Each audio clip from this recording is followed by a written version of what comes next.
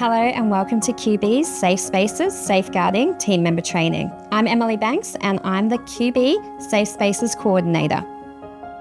And I'm Sally Contesi from QB Kids and Families. As followers of Jesus, we can celebrate the fact that Jesus loved children, young people and vulnerable adults. He was their greatest advocate. Mark 9:37 says, "Whoever welcomes one of these little children in my name welcomes me."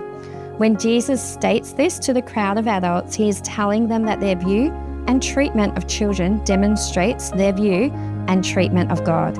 With this in mind, we have created this training video to help you, as a leader, create safe spaces in the ministries you are serving in. Safe spaces don't just happen. To create safe spaces in your ministries, it will take commitment and intentional actions from you and your governance group members to implement the legislative required safeguarding policy your church has in place, along with ensuring you are aware of and following its procedures, guidelines, and best practice recommendations. Because everyone has a role to play in keeping our children, young people, and vulnerable adults safe. This training will equip you with the knowledge to help you safeguard your church and the ministry you serve in, and will cover some of the important information that relates to you as required by the Blue Card system. Your church has committed to a whole variety of things, all to help ensure the safety of children, young people, and vulnerable adults. These commitments are outlined in something called a Safe Spaces Safeguarding Policy. It is important that you have a copy of your church's policy, so please ensure you have received one from either one of your Safe Spaces team members or your team leader, or that you know how to access it on your church's website. The Safe Spaces Safeguarding Policy should also be available online for everyone to read. It covers your church commitment to keeping children, young people and vulnerable adults safe. It includes policies and procedures for screening and training its leaders and volunteers, just like you.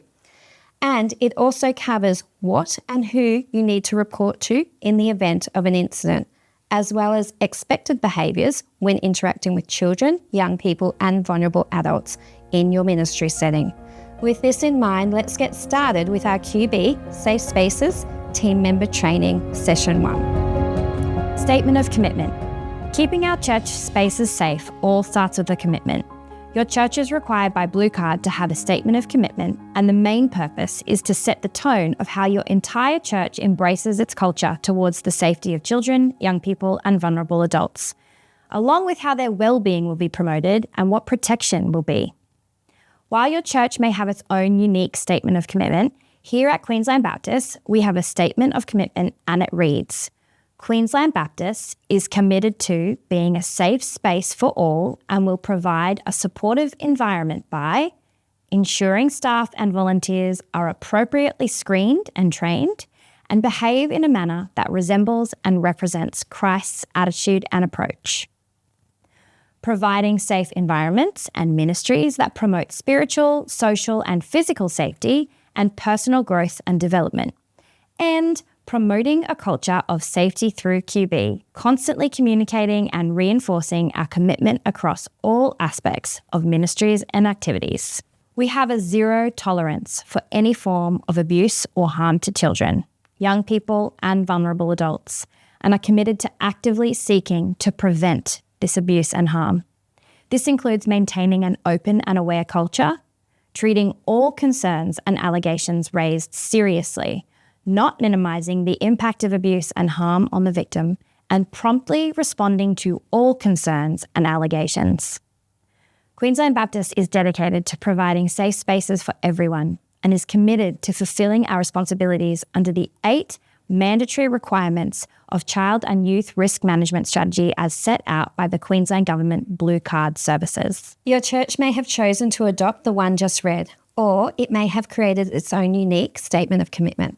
Either way, it is important that you know what your statement of commitment is. So we're going to pause the video now and allow you time for you and your team to discuss or read out your own church's statement of commitment.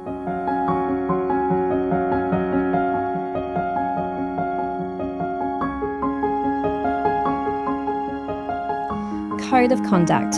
Your codes of conduct are more than a requirement. They are a crucial pillar of the Safe Spaces Safeguarding Policy.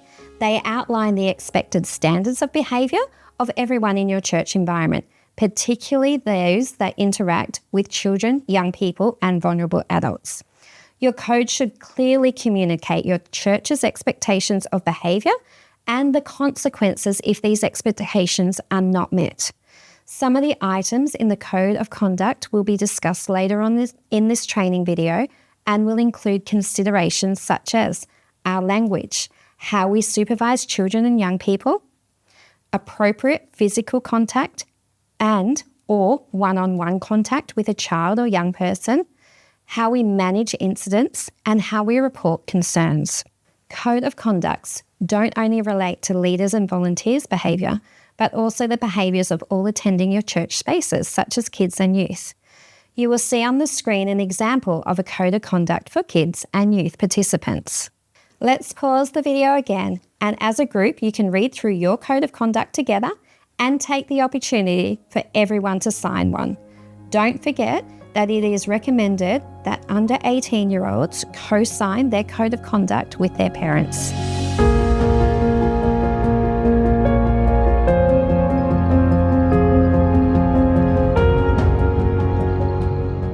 Screening and training. One of the biggest parts in creating a safe space for your children, young people, and vulnerable adults within your church is to ensure all leaders and volunteers are appropriately screened or checked and trained.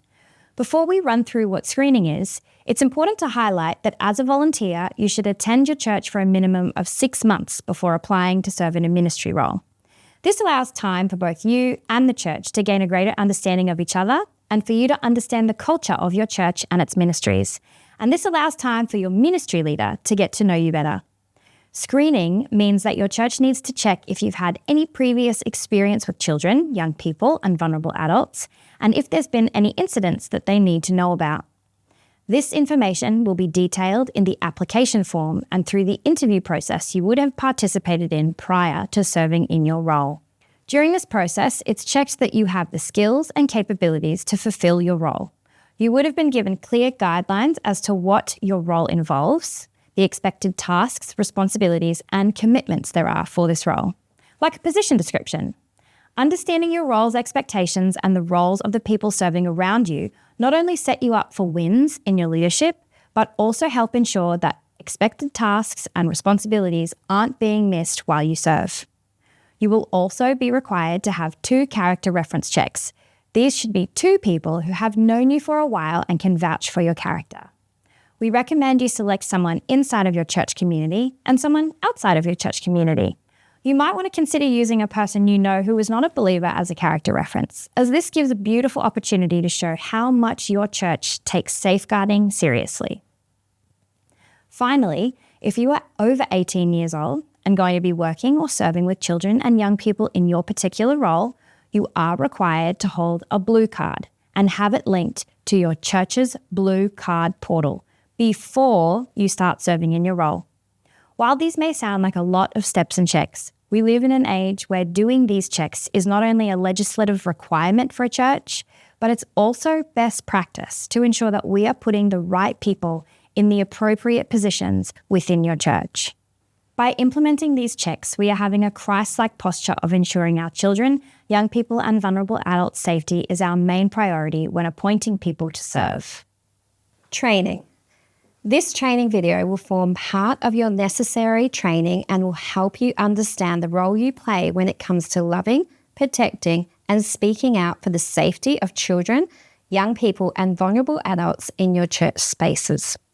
So we're going to cover things like how you should behave, how to play your part in creating safe spaces, and how to report your concerns properly. Later on in this video, there will be a time for all under 18s and leaders and volunteers to leave the room, as we will start to cover topics that are somewhat heavier, including what harm is and the signs to look for harm. However, we understand that at any point during this training video, there are topics involved that can cause you to feel a little uncomfortable, triggered, or even emotional. Please know that at any time you are able to leave the room. Keeping everyone safe is important, and this includes keeping our team members safe.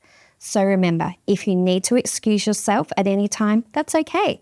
A leader will come and check on you shortly. The key idea for this training is that you play an important role in creating safe spaces for all children, young people, and vulnerable adults in your church. By us all completing the necessary training, we are not only strengthen our commitment to safeguarding within our church communities, we are also helping our children, young people, and vulnerable adults to thrive in safety while they explore their faith. Please note, if you are currently 17 years of age and turning 18, you will be required to be fully screened, trained, and hold a blue card as a leader before you continue to serve in your ministry. Understanding for our children, young people, and vulnerable adults. When we refer to children, we are talking about children to that age of 16 years old, and for young people, we're referring to youth aged 16 and 17. But what is a vulnerable adult? Being involved in any area of your church or ministry life, there's a high likelihood that you have interacted with vulnerable adults. When we talk about vulnerable people, we're talking about a very diverse range of people who have had particular challenges and who are statistically more likely to face harm. The Australian Department of Social Services defines vulnerable people as anyone who may not be able to care for themselves or protect themselves from being exploited or harmed. A vulnerable adult includes the elderly, people with disabilities, people who experience mental health issues, people who are unable to live at home, people who identify with diverse sexual orientation, as well as people of Aboriginal and Torres Strait Islander descent. It is a sad statistic that vulnerable adults are more than likely to experience harm, even in our church communities. Church communities should be some of the safest places for children, young people, and vulnerable adults. The church is committed to the biblical call to care for the vulnerable and acknowledges God's special concern for the poor, the marginalised, and the oppressed. And we all know Jesus' heart when in verses such as, learn to do right, seek justice, defend the oppressed, take up the cause of the fatherless, plead the case of the widow, in Isaiah 1 verse 17, and speak up for those who cannot speak for themselves, for the rights of all who are destitute, in Proverbs 31 verse 8. My command is this, love each other as I have loved you, John 15:12. Your Safe Spaces team and ministry leaders. Your ministry leaders and Safe Spaces team member play an important role in helping you keep children, young people, and vulnerable adults safe from harm. You will hear us talk about ministry leaders and Safe Spaces team members throughout this video. So let's take a moment and pause the video so your ministry leader can explain who your Safe Spaces team members are within your church.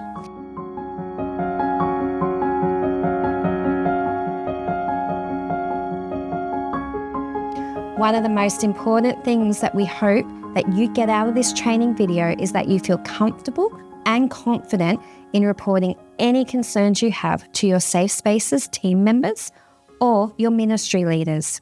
This could be a concern around a child's safety, a youth's mental health, or even a concern about an elderly person being neglected. It may even be a concern regarding another leader's behaviour. For example, they have breached the code of conduct you have just reviewed and signed. There are many different reasons why you may think you need to report a concern, and we want you to feel safe and confident in highlighting those concerns with the appropriate people. So, when do you report your concerns that you have, and how do you report them? Let's start with the when. This is easy. As soon as possible. Remember, no concern is too little. If you have that little niggly feeling that you should report it, well then report it as soon as you are able to do so. And how do you report your concern?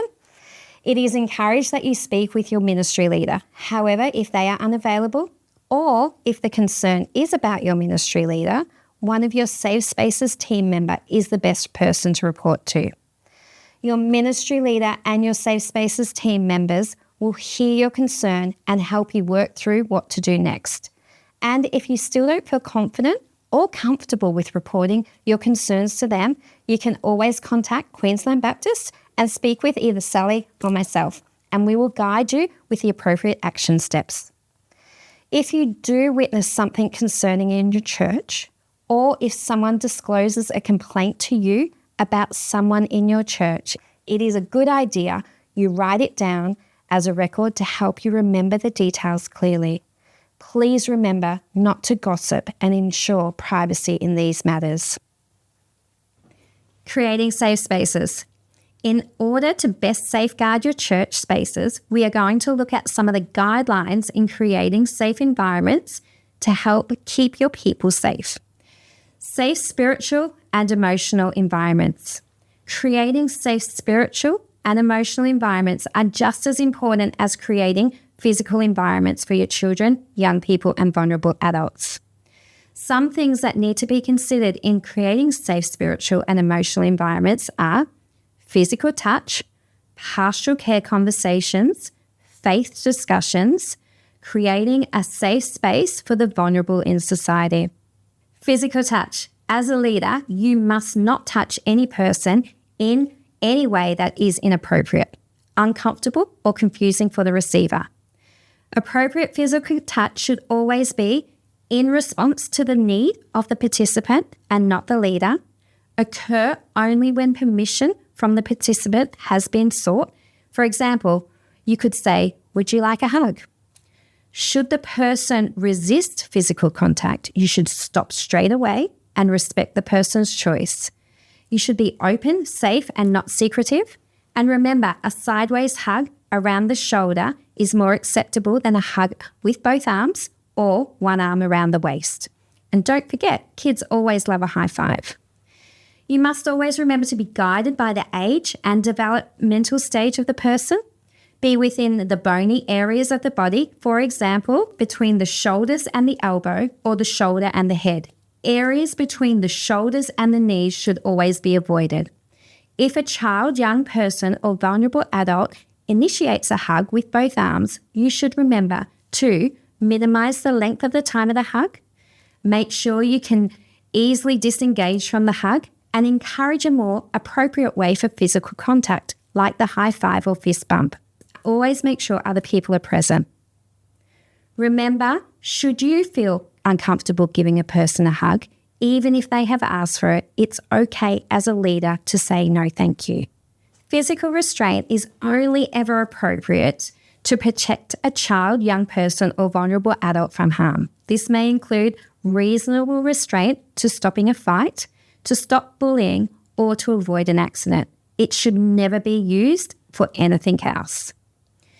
Any form of corporal or physical punishment is not acceptable, even in jest. Pastoral care conversations. As leaders, there will be times that you engage in pastoral care conversations. While these conversations are supportive of the people in your ministry spaces, you must remember not to step beyond your level of competency or training. For example, if you are not trained in mental health, do not attempt to do an in-depth mental health counselling session with a person. You must not encourage children, young people, or vulnerable adults to keep things hidden from parents, guardians, or other leaders. In situations where you have been asked to keep a secret, you can say something like, "Thank you for telling me and trusting me with this information. But to keep you safe, I am not able to keep secrets, and I will only tell a safe team member who will know what to do to help you." During conversations, you should ensure the language is used that is safe and respectful. Try to also be aware of the other person's belief, culture, and theological views, which may be different from yours. It's okay to have differences of thoughts and opinions, but it is not okay to treat the other person in a way that they perceive as unsafe. If there is a need to console a child, young person, or vulnerable adult, again, this should be done with the person's consent, within your capabilities as a leader. And remember, it is always okay to alert another team member or ministry leader if some assistance is needed with this. In an appropriate, open, and safe area, you must never be closed in a private room and have another staff or volunteer within sight. From time to time, there may be occasions where you need to console a child with the opposite gender. In these situations, It is recommended you safely console as needed initially and include a person of the same gender as soon as possible for continued support. Faith discussions. Being part of a church ministry means that at times we may have the privilege of having a faith discussion with children, young people, or vulnerable adults. It's important to be mindful that participants must never be forced to conform to a particular view or have their opinion devalued or dismissed. As a leader, you should provide a place for everyone to explore their faith in a safe and non-threatening way. When having these discussions, the following should be considered. Be mindful that different families or individuals may hold differing faith views or theological perspectives from their own or that of the group. Please be respectful of different views and opinions. You should own or ground opinions they share. For example, use statements like, "I believe," or "let's explore what the Bible says about that." You should be aware of spiritual abuse, which can include intentional and unintentional abuse in both formal or casual situations. It can include enticements, threats of rejection, evoking fear, emotional manipulation, accusations of demon possession, or involving people in spiritual activities against their will.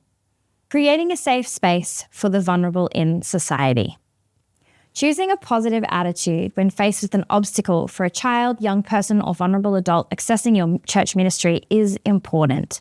Providing a safe place may require some extra resources or expertise from your church. However, it can make a huge difference to the lives of the vulnerable in our society. Some examples of people who may need extra considerations for inclusion in your church ministries are individuals with special needs. These may be physical, intellectual, sensory, social, or mental. First Nations people, culturally and linguistically diverse, the frail and aged, families involved in domestic violence, or people who identify with diverse sexual orientation. Your ministry leaders or safe spaces team will have strategized appropriate adjustments needed to ensure that they are safely included in the church's ministries. They would have consulted the person with the need and their families, involving them in the big decisions which will affect them while in your ministry. Allowing our vulnerable people to have a voice in their safety is key here. Please take the time to speak with your team leader if you have any inclusion concerns regarding the people attending your ministry. Remember to always be respectful about that person when having these discussions. An easy way to facilitate healthy inclusion with your vulnerable people is to strengthen peer relationships and encourage friendships with one another. This provides an important way to help people feel safe and less isolated, especially if they need to raise a concern. Creating safe physical environments. Next, we're going to be looking at how to create safe physical environments. Some of the things we are going to consider and look at will be our sign-in and out procedures, adequate leader and participation ratios, the never be alone rule, risk assessment, which will be just a bit of an overview. Sign in and out procedures. While it is the team leader's responsibility to ensure every child and young person is signed in and out of the ministries they attend, it is your responsibility as a leader present at the ministry to also sign in and out. The church's sign in and out area must be safe and secure with a fully screened, trained and responsible adult staff or volunteer in charge of overseeing this procedure. During sign-in, should the responsible adult overseeing the sign-in and sign-out area be made aware of any custody issues, behavioural or medical concerns, they are to inform the ministry leader as soon as possible. Don't forget about privacy. At the end of the ministry program, for duty of care of a minor, the ministry leader needs to ensure there is a distinct handover process. If the child is not being collected by the authorised person, for example, their parent or grandparent, then parental permission must be given for alternative collection arrangement. Where children or young people are sent back into the church auditoriums or parents wait in the car for their youth, the ministry leader or the responsible adult leader must physically see that the child or young person is collected by an authorised person. Adequate supervision. As a movement, we are wanting to grow disciples, not just provide a babysitting service. we would ideally recommend a discipleship model of 1 adult to 6 or 8 children and young people. Queensland Baptist recommends the following ratios: birth to 1-year-olds, 1 adult leader to 2 children; 2 and 3-year-olds, 1 adult leader to 4 children, if a parent is not present; 4 and 5-year-olds, 1 adult leader to 6 children; and 6-year-olds and above, 1 adult leader to 8 children or young people. Please note there must always be a minimum of 2 adult staff or volunteers for all ministry programs involved in young people and children, regardless of any of the ratios. Never alone. While there are many policies and procedures and training around safeguarding your children, young people and vulnerable adults within your church spaces, there must be one golden rule that you must always remember. You must never be alone with a child, young person, or vulnerable adult where you cannot be seen by another leader. So what does this mean? If you need a quieter environment to have a private conversation, ensure that you are always in a visible space that others can see, and always let the ministry leader know where you are. You should never hide with a child or youth, for example, play hide and seek, and you should never be in a cubby house with children. You should refrain from developing any special relationships that may be seen as favoritism, and you must not take a child, young person, or vulnerable adult to their home or visit in their home unless the visit is a part of a church-approved activity. For example, a youth group backyard pool party, or if there is clear consent from the child's parent or guardian, and only after church leadership approval. Planning safe games and activities, and high-risk activities and events. While the planning for safe games and activities is the responsibility of your ministry leaders and the Safer Spaces team, as a leader, it is important that you follow the implemented activity as per the approved risk management plan. Your ministry leader will brief all the team members and make these plans available for quick reference before any activity or event. While playing games and participating in activities with children and young people, it is important to consider the age, gender, intellectual or physical difference of the group. Remember, you are older and most likely bigger than the participants, and while it is easy to get caught up in the competition and the fun of the games, you need to be aware of the imbalance this could bring to the game. Also, consider how those with special needs may be involved in the games or activities without feeling unsafe or excluded. While the activity is happening, don't forget to read the room and adjust or stop the game or activity if it is causing discomfort, anxiousness, or an overly competitive spirit. It is also important to allow children, youth, and vulnerable adults to have a voice and to be able to choose which activities they would like to participate in, or which ones they would like to opt out of should they feel unsafe or even just not want to participate. We should never make, threaten, or ridicule anyone for not participating in an activity. Keeping a track of the participants through regular head counting is also important, especially if you are at an external location or during a transition. You could consider a buddy system and smaller groups for leaders to keep track of participants in their group. First aid. Each ministry must have a qualified first aid officer. Ideally, there should be a male and a female first aid officer available. Your church should ensure and document that the first aid kit is always stocked and audited yearly. The Safe Work Australia First Aid in the Workplace Code of Practice requires businesses to do an audit at least once every 12 months, or as required due to the usage, to ensure the kit is complete. As leaders, it is important to know who your first aid officers are, as they are the ones to administer the first aid and medicine as required. The first aid officers will also be aware of any medical or behavioural needs of the participants or leaders. So please ensure they are the ones that you call on when first aid is required. The first aid officer's role is to administer first aid and medicine as required, ensure the first aid kit is accessible and stocked with the necessary supplies, and records any incidents or accidents that have occurred and ensure that the parents are informed. Informing the parents is to be done with the ministry leader. Let's pause the video now so your ministry leader can explain who your first aid people are and where the first aid kit is located.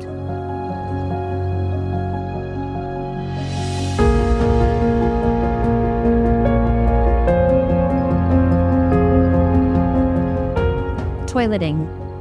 In some churches, the toilets may be easily accessible in the main building. For others, the toilets may be in a separate building or tucked away at the back or at the side of the property. Each church and ministry should consider the physical location of their toilets and form appropriate toileting protocols for their various ministries. Specific considerations that are age-related include: for children under 5 years old, ask the parents or caregivers to ensure that their children have been toileted or that their nappies have been changed before signing in. If needed, the parents or guardians should be called via text or in person to facilitating toileting for the children. In the rare instances where a parent or guardian is not available, toileting or nappy changing should be carried out by paired adult leaders. This is preferably done with other parent leaders. For primary-aged children, children should be taken in same gender pairs by an adult leader of the same gender. The leaders must inform the ministry leader when they are leaving and when they return to the main group. Leaders may need to check the toilet block and inside the cubicle first to ensure it's empty, clean and safe before the children enter. Then they are to wait outside. If a leader is to assist in the toileting of a child, they must inform the ministry leader when they return to the main group. For youth, ensure the toilets are cleared, clean and safe before the program begins. Encourage youth to let the leaders know when they are going to the toilet, and leaders should note which youth are heading to the toilet and when they return. If they're gone longer than seems reasonable, leaders should go and inform the ministry leader and go and check on them. If the toilet blocks are isolated or in a public space, please encourage the youth to take a friend with them of the same gender, and if needed, a leader of the same gender to stand outside the toilet block and wait for them. Toileting looks different in each of our church's ministries, so let's pause the video now and you can discuss with your team what toileting looks like in your context.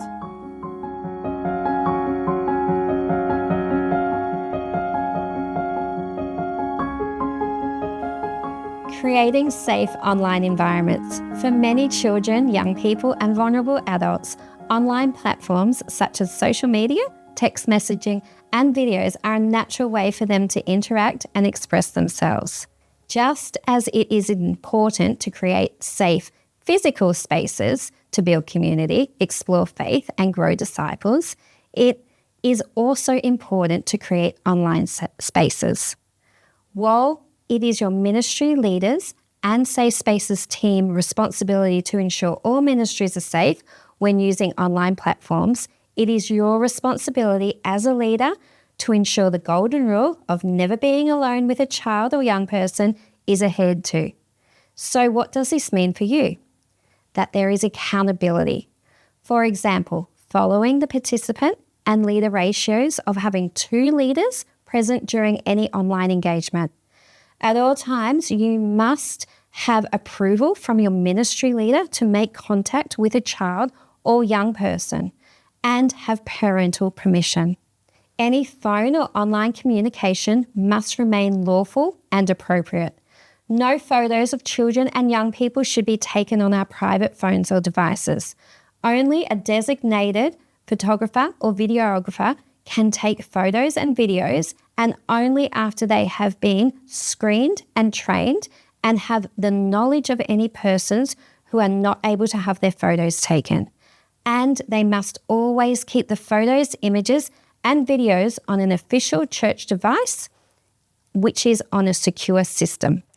Thank you to everyone for watching this first session of our training. We value your commitment to keeping children safe and serving in your church. Please pause the video here and take some time to get up and stretch. We will be back shortly with the completion of this training for the over 18-year-olds.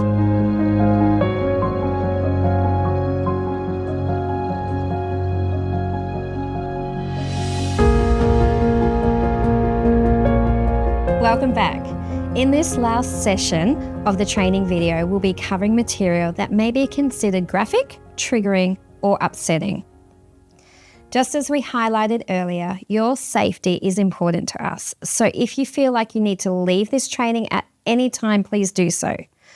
Should you find any of this next part of the training distressing, we encourage you to reach out and speak to somebody for support. Suspicion of harm. What is it and how do we report it?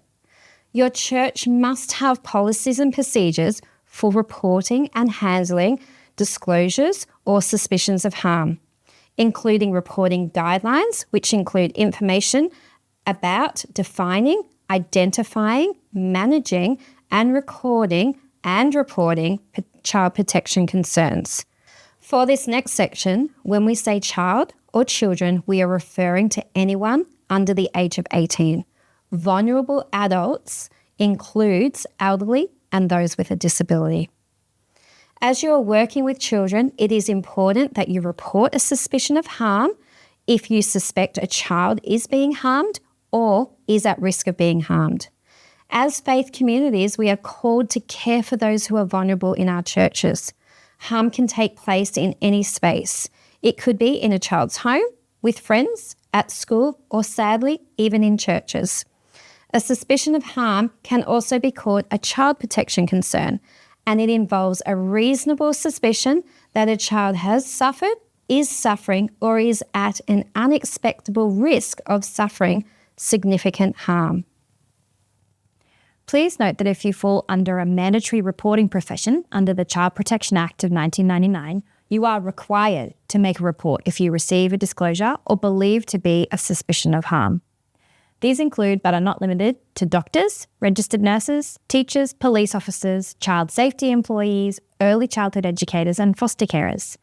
If you are a leader in your church under this mandatory reporting definition, you will need to fulfill your obligations under the Act when handling any disclosure. So we have heard that we need to report harm when we suspect it, but what is harm? Harm is defined as any detrimental effect of a significant nature on the child's physical, psychological, or emotional well-being.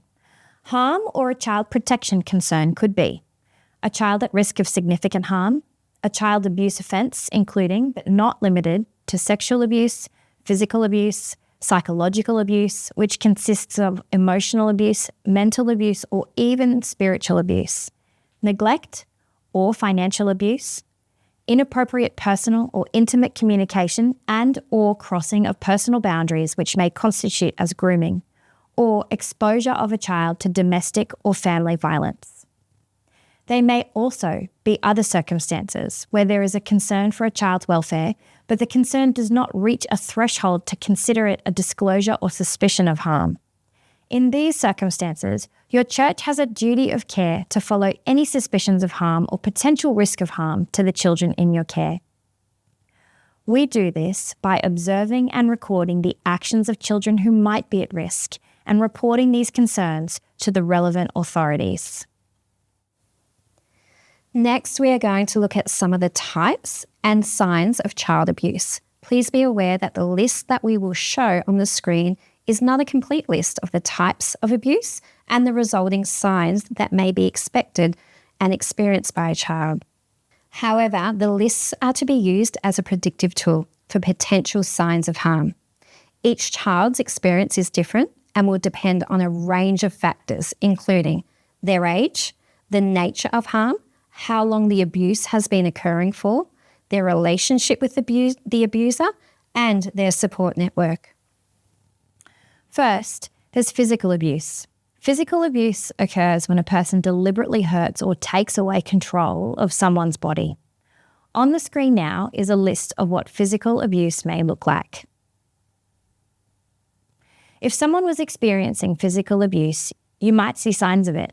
They might have injuries which try to hide or they can't really explain. On your screen is a non-exhaustive list of signs of physical abuse.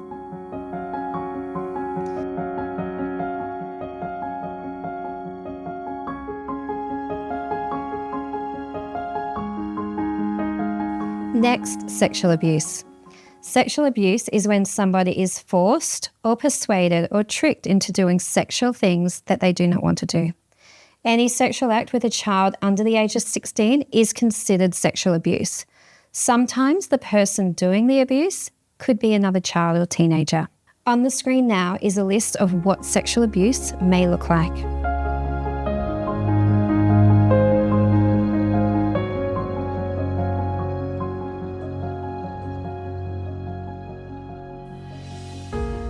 If someone was experiencing sexual abuse, you might see signs of it.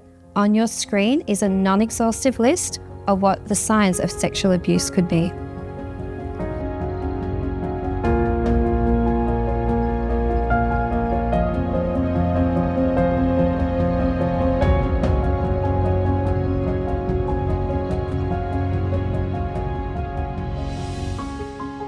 Did you know Queensland has mandatory reporting laws for child sexual offences? If an adult gains information that causes them to believe on reasonable grounds that a child sexual offence has been committed against a child or is being committed against a child by another adult, then this information must be reported to the police. Under the Queensland Criminal Code 1899, Section 229BC, it clearly states every adult in Queensland is required by law to report a child sexual offence committed by an adult to the police. Failure to report a belief of child sexual offences committed in relation to a child under the Queensland Criminal Code has a maximum of 3 years imprisonment. Also, if you as an adult are associated with an entity that provides a service to children or engages in activities with them, for example a church, then you must take reasonable steps to protect the child from a sexual offence where you have the power or responsibility to do so. This means taking reasonable steps to reduce or remove the risk that another adult will commit a sexual offence in relation to the child. The penalty for failure to protecting a child from child sexual offences under the Queensland Criminal Code has a maximum penalty of 5 years imprisonment. Psychological abuse. Next, we're going to look at psychological abuse. Psychological abuse is sometimes called emotional abuse or even spiritual abuse. On the screen now is a list of what psychological abuse may look like.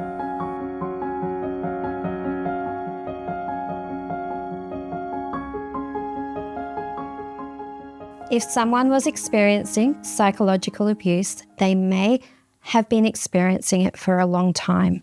On your screen is a non-exhaustive list of the signs of psychological abuse.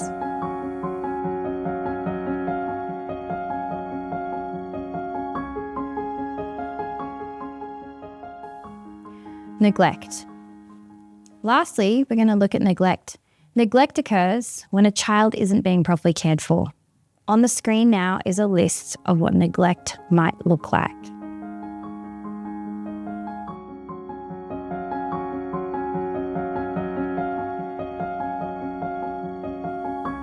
Speaking up and raising your concerns. We touched on earlier that one of the most important things we hope to get out of this training is that you feel confident and comfortable in reporting any concerns you may have to your safe spaces, team members, or ministry leaders. In this last session, we have learnt that there are serious criminal laws and penalties if we don't report certain types of abuse to the police, especially in a timely manner. We all have an obligation and a role to play in protecting our children, young people, and vulnerable adults from harm. But the process can be overwhelming, especially when you have been confronted with a disclosure. Remember, following your church's procedure will help ensure that you don't miss any important steps. A disclosure of harm. A disclosure of harm occurs when someone, including a child, tells you about harm that has happened, is happening, or is likely to happen to a child. A disclosure or child protection concern may be received from a child who has been directly involved, an adult who has been directly involved. This may include a self-disclosure of wrongdoing, another person with information about a child or adult, another church or organisation with information about a child or adult, staff, volunteers or other stakeholders who have concerns based on their observations and interactions with one or more children or adults. However, when the disclosure or child protection concern is raised, all leaders are responsible for promptly informing their ministry leader or a Safe Spaces team member. This responsibility cannot be overstated. So how do you receive a disclosure? When a child protection concern is raised, the following action should be undertaken. Listen well. Move to a suitable environment, free from distractions. Remember, a private conversation still needs to be in a visible space to others. Let your ministry leader know where you are. Be calm and patient. Allow the person making the concern the time they need to feel seen and heard. Let the person use their own words. Avoid asking leading questions and avoid quizzing the person about the details of the abuse. Always don't be afraid in saying the wrong thing. Listen supportively is more important than what you say. Gently reassure. Reassure the person that it is okay that they have told you what's been happening. Check if there are any concerns about the child's safety, especially their immediate safety. Reassure the person, particularly if they are a child, young person, or vulnerable adult, that they are not at fault and not the cause of any distress that may be felt by anyone. Show respect. Respect that the person may only reveal some of the details. Acknowledge the person's bravery and strength in sharing the information with you. Avoid making promises you can't keep. You will need to manage that person's expectations really carefully. Explain to the person that in order for the child, young person and vulnerable adult to be safe, you will need to report this to somebody else, which will be your Safe Spaces team. Immediately report. Immediately report the disclosure to the Safe Ministry Leader or a member of the Safe Spaces team. If appropriate, the Safe Spaces team will keep the person informed of the reporting process.